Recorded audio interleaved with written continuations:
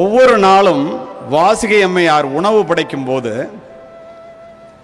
இலைய போட்ட உடனே திருவள்ளுவர் என்ன பண்ணுவார், ஒரு கொட்டாங்குச்சியில் தண்ணியையும் ஒரு ஊசியும் வச்சுட்டு உட்காருவார். இதை எதுக்குன்னு வாசுகி கேட்டதே இல்லை 50 வருடங்களாக. வாசுகி மரணப்படுக்கையில் இருக்கும்போது திருவள்ளுவர் கேட்கிறார், உனக்கு ஏதாவது நிறைவேறாத ஆசை இருந்தா என்கிட்ட சொல்லுமா, இவ்வளவு ஒரு நல்ல மனைவியா இருந்திருக்கிறியே. மனைவி இறக்க போறாங்கிறது திருவள்ளுவருக்கு தெரியுது. நெருநல் உளனொருவன் இன்றில்லை என்னும் பெருமையுடைத்தி உலகம்னு சொன்னவன் திருவள்ளுவன். நேற்று இருப்பவர் இன்று இல்லை என்பதுதான் இந்த உலகத்தினுடைய பெருமை என்று மரணத்தை பற்றி குறிப்பிட்டவன்.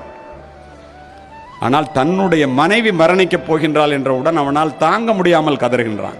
அப்போது அந்த அம்மா சொல்றாங்க, எனக்கு ஒரே ஒரு சந்தேகம் தான் உங்கள்கிட்ட வாழ்க்கையில், நான் சாப்பாடு போடும்போதெல்லாம் கொட்டாங்குச்சியில் தண்ணியையும் ஊசியையும் ஏன் வச்சுக்கிட்டீங்கன்னு கேட்குறேன்.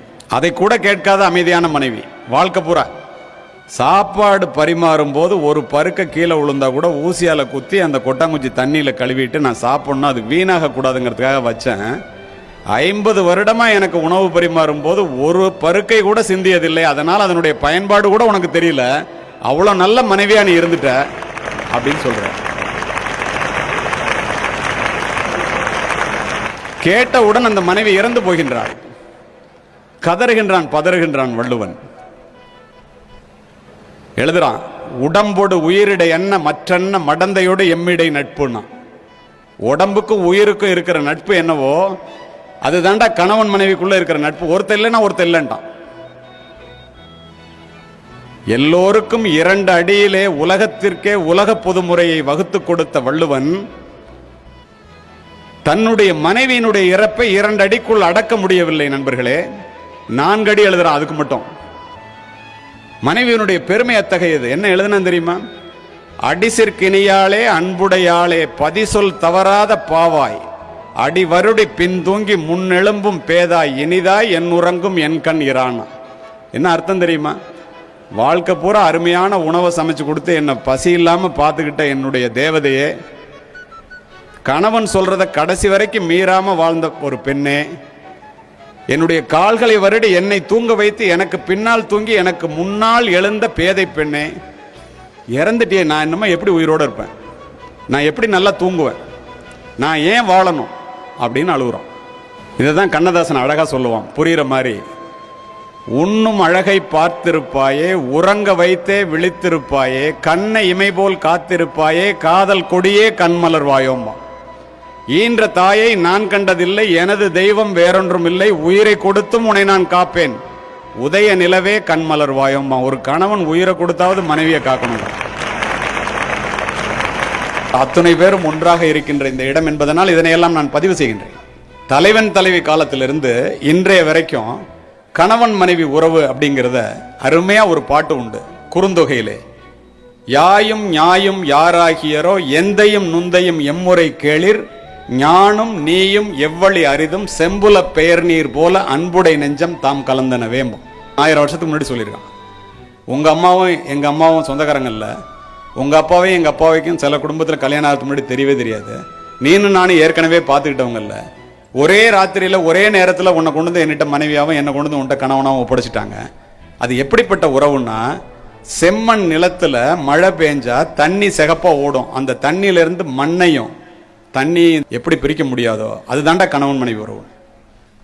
அடி தாங்கும் அளவு இன்றி அனல் அன்ன வெம்மையால் கடியவே கணங்குழாய் ஆங்கோர் காட்டுள் துடி அடி கலக்கிய சின்னீரை பிடி ஊட்டி பின் உண்ணும் களிரும்பான். களித்தொகையில கோடை வெயில்ல ஒரு காட்டுக்குள்ள ஒரு ஆண் யானையும் பெண் யானையும் ஓடிக்கிட்டே இருக்கு.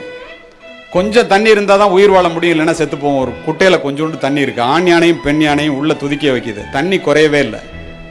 ஆண் யானை குடிக்கட்டும்னு பெண் யானையும், பெண் யானை குடிக்கட்டும்னு ஆண் யானையும் நிற்குது. 2 பேரும் ஒருத்தர் மேல வச்சிருக்கிற ஒருத்தர் அன்பை பார்த்து கண்ணில் தண்ணி கொட்டுது.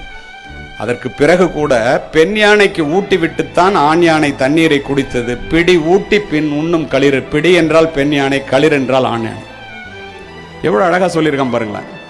இப்ப எல்லாரும் இவ்வளவு நல்லா உட்கார்ந்துருக்கிறீங்களே, இப்படி பிள்ளைகளை பெற்று இப்படி வளர்க்குறீங்களே, அதுக்கெல்லாம் அப்பா காசு சம்பாதிக்கிறதுனால அப்பா மட்டும்தான் காரணம்னு நம்ம நினைச்சிட்டு இருப்போம். நான் இல்லைன்னா அந்த குடும்பம் என்ன ஆகும்னு நினைப்போம். தவறு. பக்கத்தில் உட்கார்ந்துருக்கிறவங்க இல்லைன்னா தான் அந்த குடும்பம் என்ன ஆகும்னு நீங்க நினைக்கணும். ஏன் தெரியுமா? உங்களுக்குலாம் என்ன பெருமை தெரியுமா? எதில் நீங்கள் நிற்கிறீங்க தெரியுமா?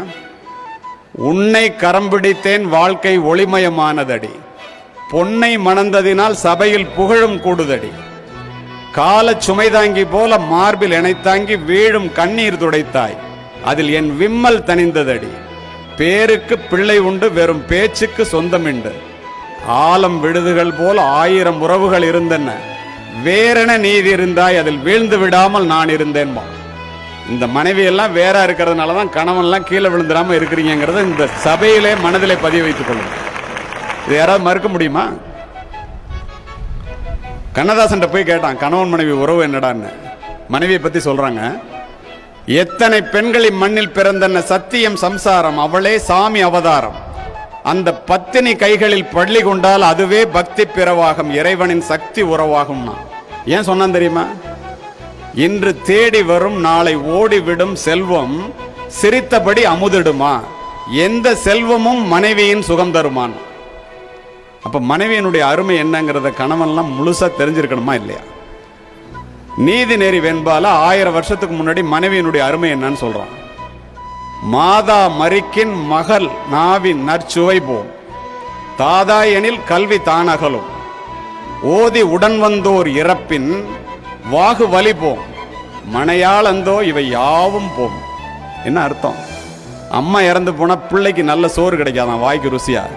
அப்பா இறந்து போனா படிக்கிறீங்களே இந்த பள்ளிக்கூடத்தில், இந்த கல்வியை தொடர முடியாதான். கூட வந்தவன் பிறந்தவன் இறந்து போனாக்க தோல் வலிமை போயிடுமா. ஆனா மனைவி இறந்து போனா இது எல்லாமே போயிருண்டாங்க. நீரின் அருமை பயிரில் தெரியும், நிலத்தின் அருமை விளைச்சலில் தெரியும், படிப்பின் அருமை பதவியில் தெரியும், பணத்தின் அருமை வறுமையில் தெரியும், தாயின் அருமை அன்பில் தெரியும், தந்தையின் அருமை அறிவில் தெரியும், மகனின் அருமை நேசத்தில் தெரியும், மகளின் அருமை பாசத்தில் புரியும், மனைவியின் அருமை இவை அனைத்திலும் தெரியும். ஆனால் அது அவள் இறப்பிற்கு பின்னே பலருக்கு புரியும்.